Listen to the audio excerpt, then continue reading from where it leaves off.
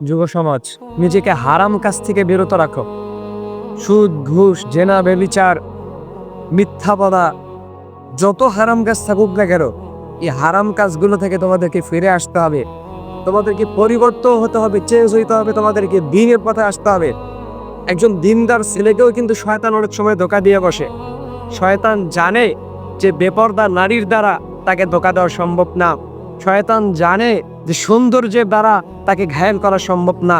এজন্য শয়তান একজন দ্বীনদার ছেলেকে ধোঁকা দেওয়ার জন্য, একজন দ্বীনদার ছেলেকে ঘায়েল করার জন্য অনেক সময় পর্দাশীল একজোড়া চোখের ব্যবস্থা করে। পর্দাশীল নারীর একজোড়া চোখের ব্যবস্থা করে শয়তান দ্বীনদার ছেলেকে ধোঁকা দেওয়ার জন্য। আপনি আমি তো নামাজ পড়ি না, আমরা তো দিনের পথে নাই, আমরা তো হালাল খাই না, আমরা তো হারামের মধ্যে লিপ্ত, তো আমাদের ধোঁকা দিতে শয়তানের কিচ্ছুই লাগবে না। এর জন্য নিজেকে দিনদার গড়ে তুলেন, এমন ভাবে নিজেকে গড়ে তুলেন যেন শয়তান আপনার ঘরের কাছেও ফিরতে না পারে, মিশতে না পারে।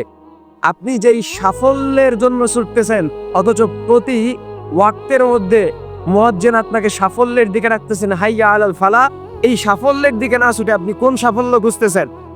আপনি যেই সাফল্য খুঁজতেছেন সেই সাফল্য আপনার জন্য সাফল্য নয়, সেই মঙ্গল আপনার জন্য মঙ্গল নয়। বরঞ্চ মুয়াজ্জিন হাইয়া আলাল ফালা বলে আপনাকে যে মঙ্গলের দিকে, যে সাফল্যের দিকে রাখতেছে, সেই সাফল্যের দিকে যান।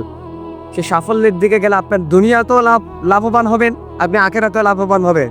এজন্য হারাম সব কিছু ছেড়ে আপনি হালালের মধ্যে আসেন। যদি আপনি হালাল ভাবে আপনার জীবন পরিচালিত করতে পারেন, দেখবেন আর আপনার কিচ্ছুই